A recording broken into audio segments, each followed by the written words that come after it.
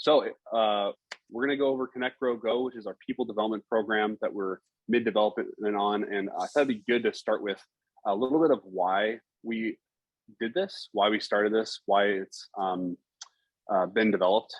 And I thought Ken would be a good person to deliver that message because he's been pulling for something like this for years. So Ken, could you give a little bit of background into why people development, why did we spend, a few months in the last few months developing this? Sure, you bet. Yeah, so pre-pandemic, I guess I would call it a blessing. We had year-over-year growth for probably 10 plus years of 10 to 20%. And along with that came challenges of how do we meet the needs of that growing demand. And so there were quite a few times that we were tasked with HR trying to find people to join our team. And, in this part of the country, there's not a whole lot of trade schools that train people up to do what it is that we do. And so oftentimes we spent more time trying to negotiate some slides on due dates with some of our customers, which that's no fun. And really we're trying to emphasize trying to find the talent. And so, and especially leadership was the hardest thing for us. And it seemed like every time we'd go outside of our four walls trying to find recruit some help to come in and lead our teams, it just ended in failure. I could probably only think of one example that it was a success story. And so we always struggled to try to develop that internally. Tyler, who used to be heading up our HR team, kind of used the phrase, hey, I'd love to create a farm system similar to a baseball organization. And so trying to create that mentality of, hey, we're going to be bringing in some raw talent and develop that over time. And we'd created some tools, but we really never had a system in which we were encouraging our teams to follow. And so this last year, Jeff finally, and you'll be meeting with Jeff later today, he finally made it really obvious that this is the way that we're going to go. And I'll read to you the old manifesto that we would have was really, we had focused on system design primarily to ensure that we built great products with growing people as a side benefit. That's where we were. And he blatantly just put it out in front of the organization this last year and said, no, that we're going to make this major pivot within our organization, and made this manifesto and saying that we're going to be having a system designed primarily to ensure that we build great people with great products and services being a side benefit. So when he shared that with the team, I then partnered up with Sonja and really came up with a new vision for her to try to lead for us. And I've asked her here to take a minute to just share what that Kata challenge was for the year that she's working on. So. Yeah, so if you're familiar with Kata, we have a challenge statement that helps drive our the whole experiment. So for HR, our challenge is that our staffing levels have profitably supported our sales growth without delay this year, and we have principle-based acquisitions, development, and reward system in place to help ensure that this is true for many years to come. So yeah, very clear principle-based system that will help us grow and develop people. Yeah. Anything I'm missing? Very cool. Really good. So any questions on the why we did this crazy thing? Because it does maybe seem counterintuitive. Like I was talking to a prospective employee on Friday, and I was telling him about us being a place where we develop awesome people, and he was like, I don't understand how production has anything to do with developing awesome people. So it is maybe a foreign concept. So any questions on that before we start talking about design intent? No? Yeah. Oh, Adam. So I guess the change from Jeff was the emphasis from building people and products, and then you put, maybe take me through what that signaled to you guys that this was different now. Like, was it like if you can. Yeah. So for years it really was, hey, we're about making some really great products, and while we're doing that, we're going to develop people on the way to really being now just intentional about, hey, we're really going to be intentional about working with our teams to develop them. And while we're doing that, we're going to, a byproduct of that is we're going to be able to make products for the world. And that's what's going to fund that activity. So it's really that focus of the people centric, really. And that will really then allow us to hopefully eliminate that pain that I described you from the past. Is like, it was really hard for us to kind of grow the organization because we weren't having the talent available to do just that. And really, that's really the focus now, is identifying the talents and gifts hidden within our team members and working with them and really being intentional about developing that, creating opportunities. So, and hopefully as you hear from us today, hopefully as you hear from us today, it's not really self-centered serving us. It's really identifying, and if really they ultimately want to do something that we just can't fulfill, that we'll support them and do what we can to help them achieve that. So sorry. And to give it, no, you're good. That was a really good point. To add some like color from my perspective, some flavor. I grew up around this company, right? And I've known since I was a kid, like 5, 6 years old, sitting on the table watching Me Too Lou cut out, by hand, patterns and stuff. I've known that this place is about building really high quality furniture. Like it's heir apparent. That's why we call it cost tailored. It's like there's a craft, excellence that's built in. And really the way that I've heard Jeff explain it as well is we've been so dedicated towards building inanimate objects of things for people, but we don't necessarily take that level of care towards people, and people matter more, right? Like that's going to be like when I'm sitting on my deathbed, I'm not going to be thinking about all the furniture I made, probably. I'm going to think about the people I impacted, hopefully. We have set out to help create the system that we're going to be sharing with you today. She partnered up with the Open team, and they really to kind of give them some guidance for what they were ultimately going to try to achieve. They set up these 3 guiding principles, and the first one is for it to be authentic. It says, rooted in caring for each individual as a person who chooses to work with us, so showing love and respect through that. So really, as I shared before, it's really, the intent is to try to help the individuals who want to develop themselves. And it does not necessarily need, again, to be something that in the end will benefit us. We're looking at them as an individual. And again, if they ultimately want to go on to do something beyond what we do here, we're going to try to do our best to support them. So being authentic. Secondly was the system, we wanted it to be holistic, honors the reality that both parties have significant roles to play and investments to make. So both parties having a piece of the effort there. And that ultimately the many benefits are intended to be felt outside the company. Again, it's to help them as a person, so their families might be impacted from it, community, all the rest. So that's what we're desiring there. And the third guiding principle was to make it systematic, or incorporated into the tools and routines that we already have. So again, we had a lot of these things available to our team members to use with developing team members. We just never really made that system to kind of link them together to help them understand the why. And ultimately that was our goal, is to not make this a really heavy lift, a burden to our teams to be able to implement, but realize, hey, we've got a lot of these things available to us. We're just going to be more intentional about how we're going to do it. So those are the 3 guiding principles that they had set up as they set out to put this system in place. So awesome, really good. And one of the things that struck us when we were developing this, Sonja made the comment one time. She's like, we already have so many ways to develop people, and we have a lot of success stories. Like Sonja, myself, and Ken are all examples of that. But it's not, the systematic part is a piece that was missing. So people could fall through the cracks, or if you were in one area of the business, like sales, Kelly is very intentional about developing your sales team. But if you're put into, another department, I won't put any department on blast, but maybe you wouldn't get that same level of attention or care.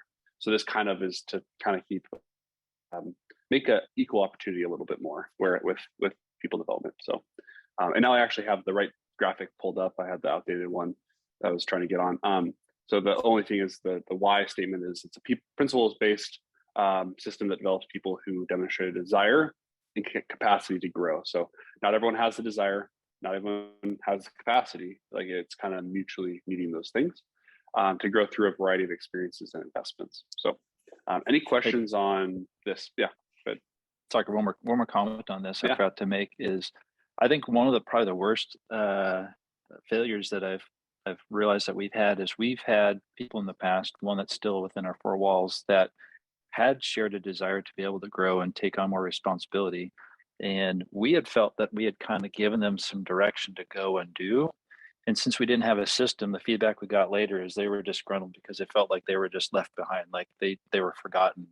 And I think that was just a breakdown in communication there. And hopefully the goal through the outcome of this is that won't be the case anymore. They'll realize that we both have a part to play and that we're actively engaged in something that's going to work. So, really good point. Any questions about the design principles or the purpose statement up here?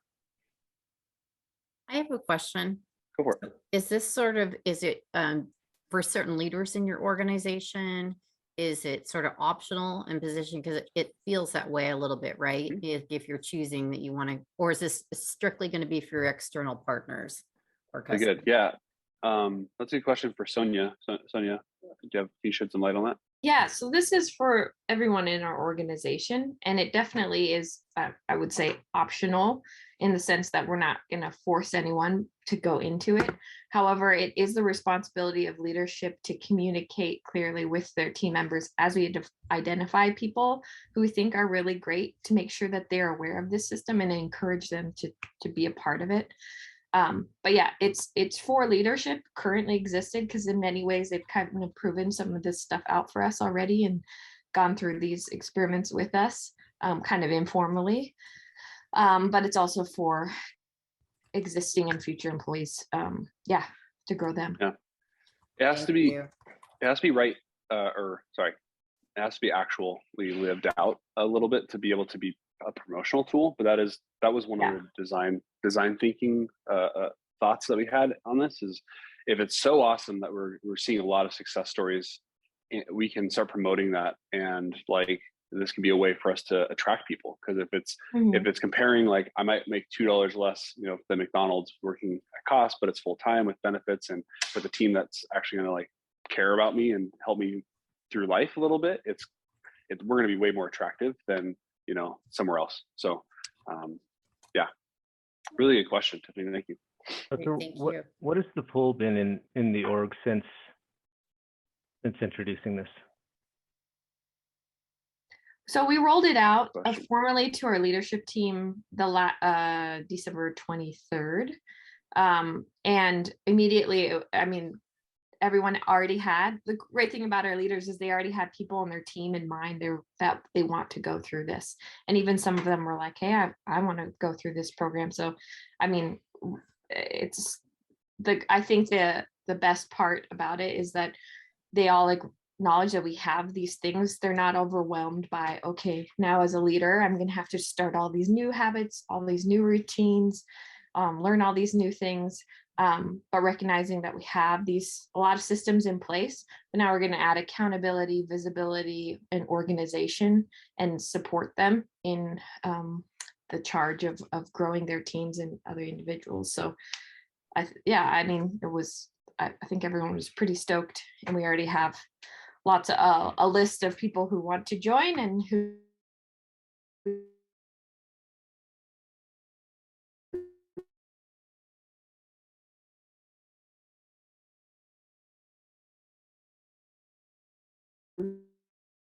Yeah, mainly for time, because we could spend probably hours talking about every detail mechanic, but we're not going to do that.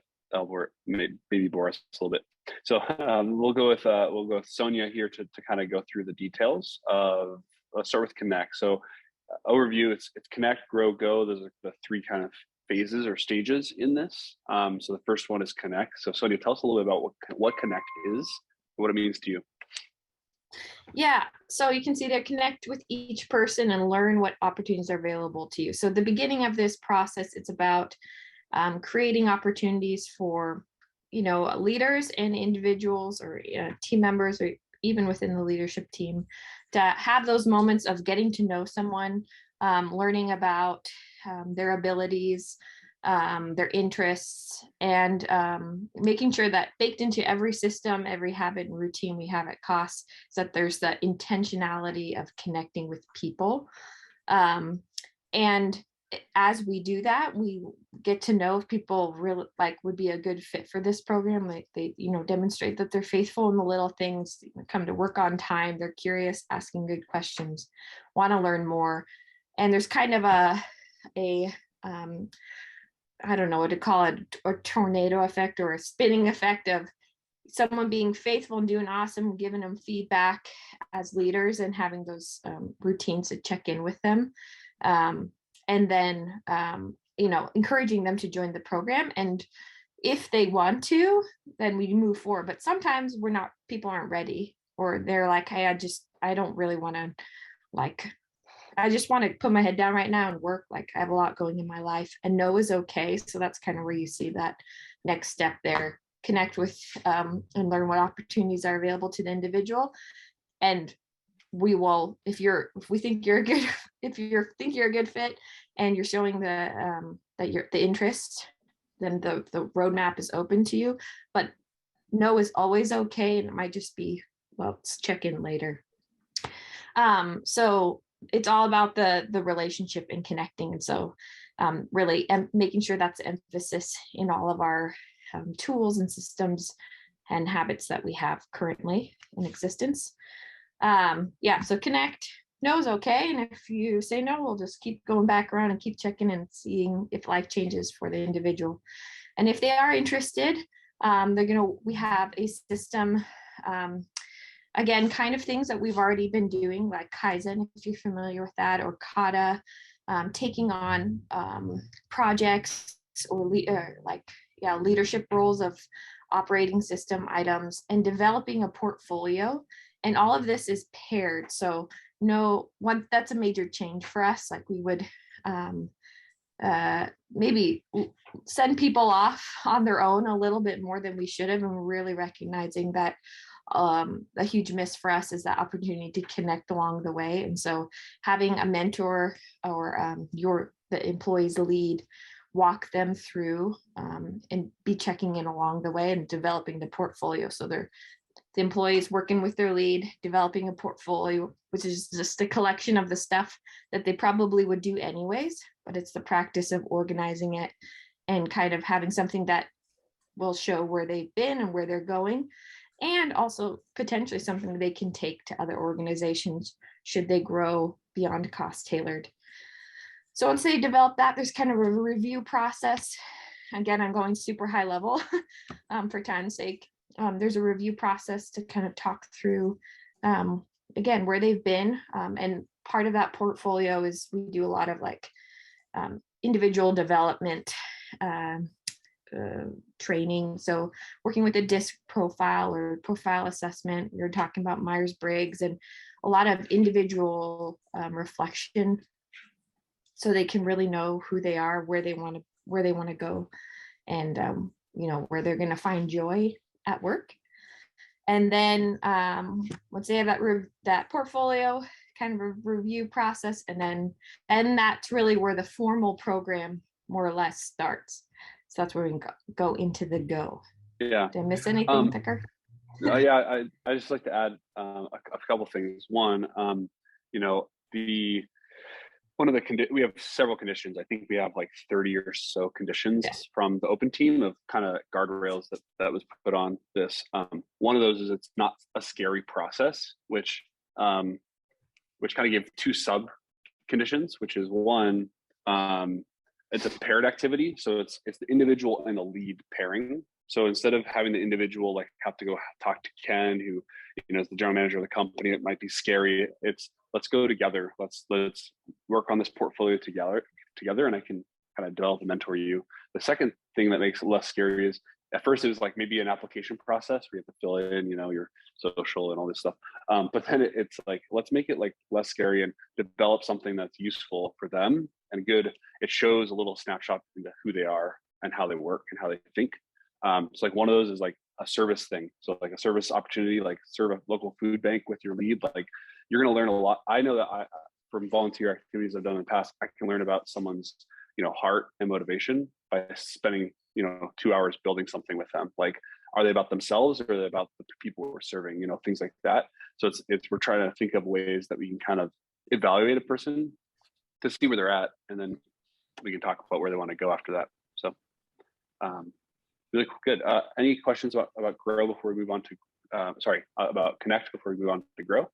There was one in the chat about timeline. And this is very customized towards the person, because we have such a variety of unique people at Kaas, so varying levels of ESL, right? And so we want to be very intentional and always moving the ball forward, and that is built into the system with like a visibility and a check-in point. So we're don't want to lose anyone who's in the connection process.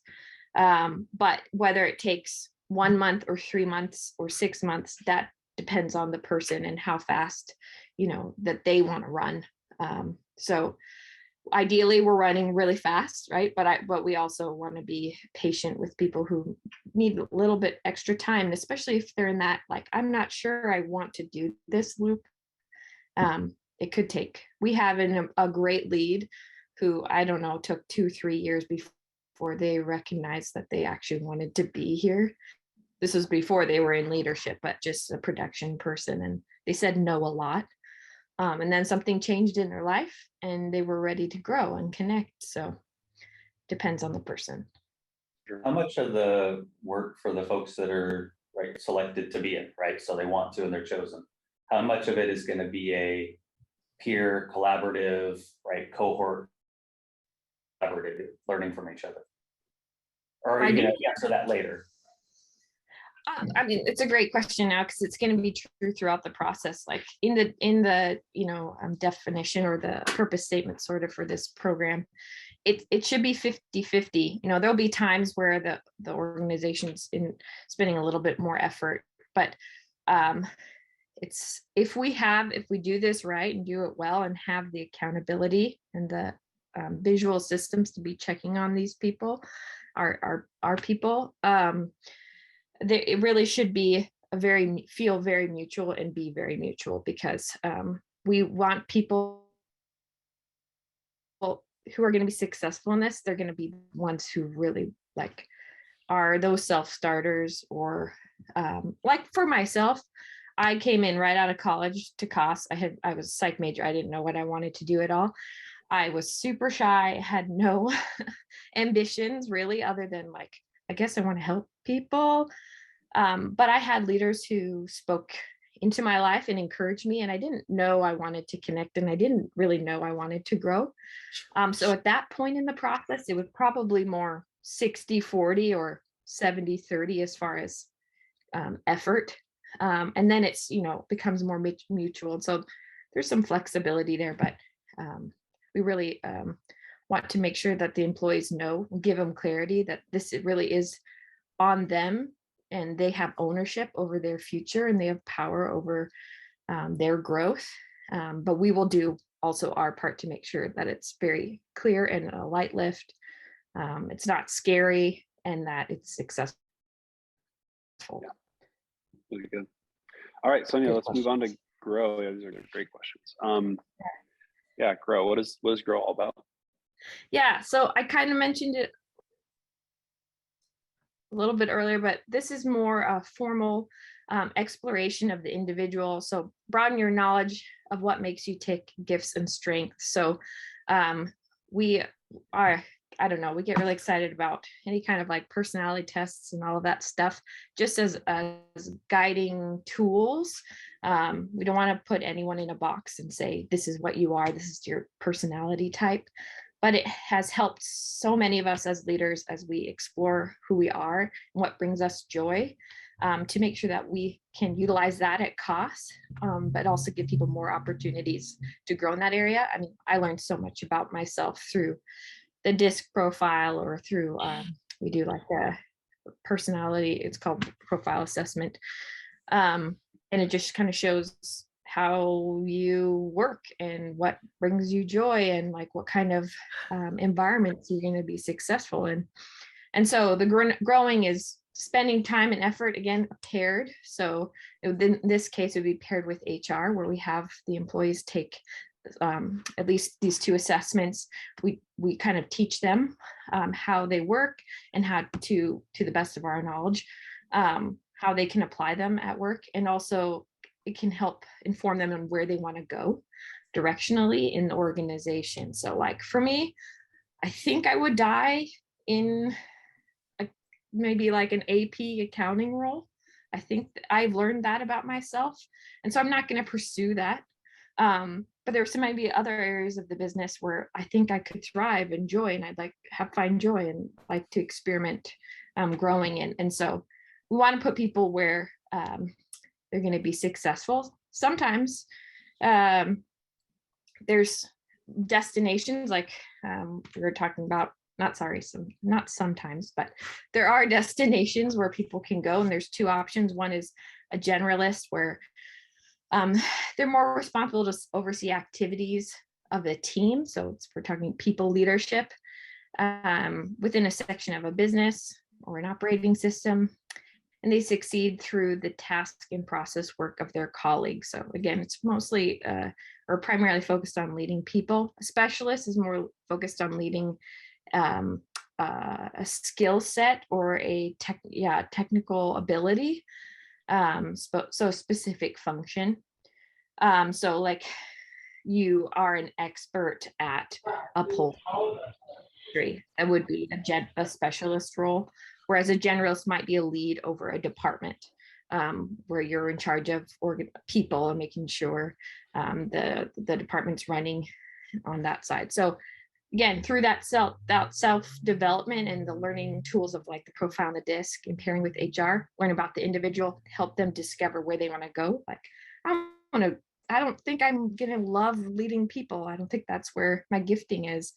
Okay, technical skill, like where do you think you're gonna find joy in helping them identify that? So then it's again kind of a system of exploring tools, the positions we offer, experiences, education, teaching opportunities, like teaching stuff on tours that can help those people grow and specifically target competencies. So these are competencies we've identified kind of with the help of Nordstrom. They actually have something similar So you can see here, there's kind of a growth pattern: develops trust, develops self, makes good decisions, and then it goes back up to the next column. I'm spending way too much time on this, but I really love it. So, so let's say I've learned I want to be a technical expert. I want to be a specialist in upholstery. And in order to do that, I need to have more experience in making good decisions. So that's my target competency. And then we have a system that says, okay, you want to learn about making good decisions. Here are all the habits, tools, education that we can provide for you to target and improve in that area. And then that's kind of the continual growth pattern that we have in that area. Yeah, another example is like, if I want to be like a manager someday. In the past, it's basically been, let's hope that one of the managers retires and that I'm like somehow like lucky enough to be the next in line. So it's like that's kind of a bleak outlook, right? Yeah. And this allows it to be like more clear. Like we actually have it's a draft right now, so we're not finalized on it yet, but as you move from the closed system, line worker towards president, you essentially need more and more of these competencies. So there's actually like a shading of, everyone needs to build trust, whether you're cleaning toilets for us or, running the company. Building trust is corners, like it's very foundational in relationship. But driving vision is more president, general manager, and some managers as well. So it kind of, there's a progression there. So it'd be able to facilitate a conversation between me and Ken, who's my boss, like, hey, what of these 9, which one do you think I need to focus on to grow in that area, and what opportunities or tools, positions, experiences could help me develop those towards the future version of myself. So, and the last thing I'll say, is a lot of times with our thinking, it could be pretty binary of you're either a generalist or specialist. And I think it's more of it's a spectrum, and you kind of fall, you know, somewhere in between. And I know that for myself, spending time in the wood shop, that got me more experience, kind of in almost in a specialist way. Like I didn't know how to develop stuff or stuff like that, but I know a ton about furniture. That actually helps round me out a little bit and gives me some specialty to hang on to. But I do generally go towards the generalist. You know, Range is my favorite book of the last few years that I've read. So yeah, so that's Grow. Any questions on Grow before we go to Go? Is there a sequence? Like, would you typically start specialist towards generalist, or? I don't know. Sonja, can do now.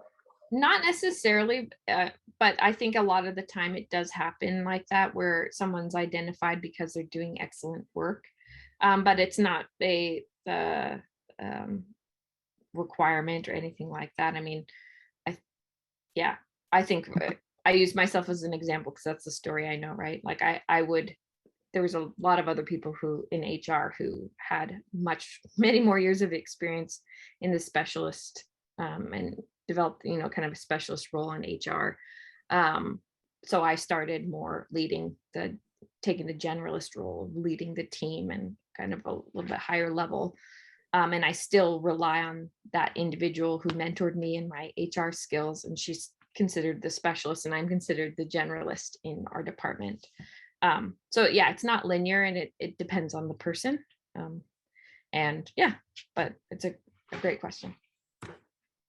Hey, do we have time for one more quick question? Yeah.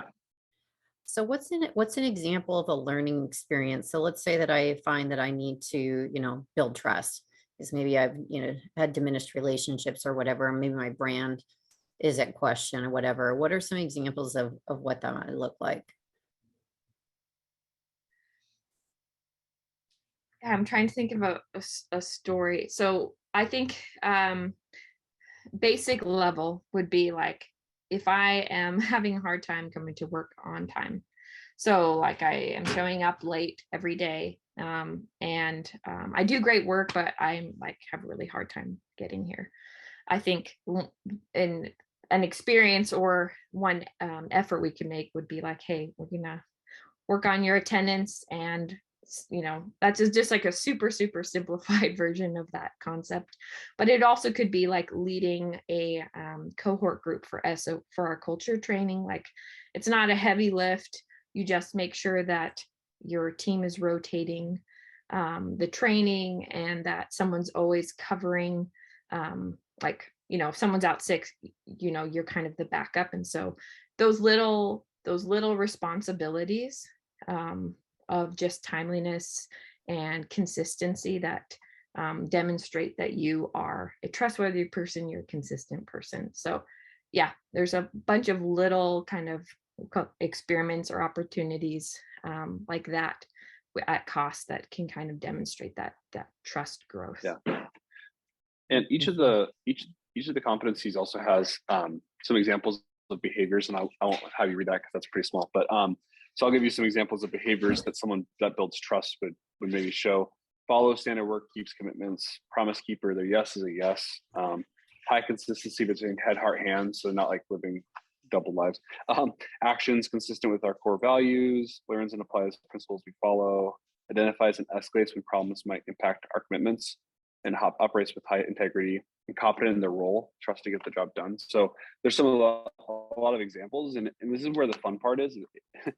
If we're to develop, this is where the personalization of this comes into play, which is hard because it takes more effort when anything's custom. But I think it's really important because like two people that have a hard time with trust might have very different reasons for that or ways that plays out. So like someone like in the wood shop, I had a guy who was late, like showed up late, like by a minute or two every day. That's very different than someone who will not follow standard work and it acts like a cowboy, and the team hates him because he does whatever he wants. So it's like, that's, you know, two different experiences or two different things to work on, to develop, and they'll require probably different solutions. But part of it is we're trying to also develop some work, like this draft that the manager put together right before break, of, buckets of things that are examples of how we can build these competencies if someone wants to develop them.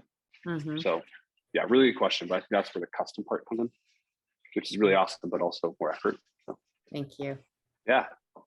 All right, we have time to go into Go, which is an important part of it. So Sonja, let's go through Go. Yeah, this is where we've explored those opportunities with the individual. That person knows themselves enough to know kind of where they want to go today. Again, we want to allow for people's lives to change and their desires to change.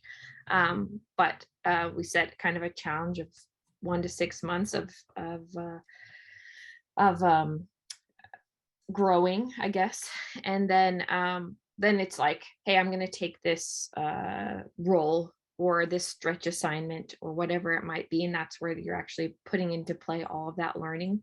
But it is, you can see that circle around the 3. Again, it's a, like, growth is never like done. And going is similarly never done, because if we take an opportunity or a new role, let's say, that might be for a season. So you're going to maintain, monitor, and support through individual kata coaching. So this is where kata is super important in being intentional about and directional about which areas an individual wants to grow, and doing the actual action. So taking the assignment. So it might be simple as like 2-month stint leading a different department, or taking a leadership role we have these operating system items. I don't know if you're familiar, but like a habit or routine that's important to the whole organization, like a team train or team clean, and taking charge of that for a season, for a couple months, and then auditing it, improving it through kata. And then, you have to make sure that you understand it, audit it, and then improve it, and then roll out those things with these little assignments. You're learning about the organization, you're learning about yourself, and learning through kata coaching how to improve. So it's like the actual action of it. But again, it's all kind of a big circle of growth, and hopefully towards your, we're never done. So that's the thing about it. There's not usually an end destination unless you're like 100% sure I'm going to be the president, and then I've arrived. But even then, we know that there should be growth within that role. So It's an infinite game thing, right? Yes. It's not finite. We're done. I've grown and I've reached actualization. I'm done. One little side note about kata before we open up for questions again. Like, there's different ways that could play out. This is the exciting thing about it being, in like a prototyping phase, is we can actually, hopefully in the next few months, get to the point where we're testing this. But we're thinking of using kata thinking, not necessarily like get a whole on like full-blown kata board and do it like Mike Rother's Toyota Kata practice guide, but using kata thinking of, hey, if I'm developing communicates effectively, which is competency number 4, if that's what I'm working on, what are some experiments I could be running to be a more effective communicator? Like, I tried something today in our huddles, a way to communicate that was just an experiment, and it was a way better way of communicating. And like, even Jeff was like, nice application of what we learned yesterday. It was a much more flow way of communicating. And so like, that's the, like, even on small, like really small scale, like I didn't take a new seat or take a new hat. Like, I just tried something towards something I'm working on. And it's a really cool way to learn. The other thing about Go is one of the conditions is version 1, which is what this is not about becoming a sending organization, but versions 2.0, 3.0 later on will be about sending. So we've had people who their goal is not to work here. They're passerbys, I guess. Like, one guy that comes to mind, Matt Myers, he's a dear friend of mine now after working with them. He's a firefighter over in Boise. His dream since he was a kid was be a firefighter. Like, and thankfully we don't need a firefighter on staff because there's not that many woodshop fires. But like, he would have been miserable if I would have tried to retain him, right? Like that would have been actually, in my mind, unethical, because it's basically like, let's hoard Matt because he's so awesome. We need him. Instead, it's like, oh, let's prepare him while he's here. And now he's like writing standard work for how they do things, because it's a you know, kind of a cluster over there. So like that's kind of what good would look like, is having a lot of stories, endless stories like that, where it's helping people, even if they're not long-term fits here. Though hopefully a lot of people do stay, because we do need people here to run the business. So yeah, any questions? We have about 5 minutes before I need to head over for getting ready for the Gemba walk.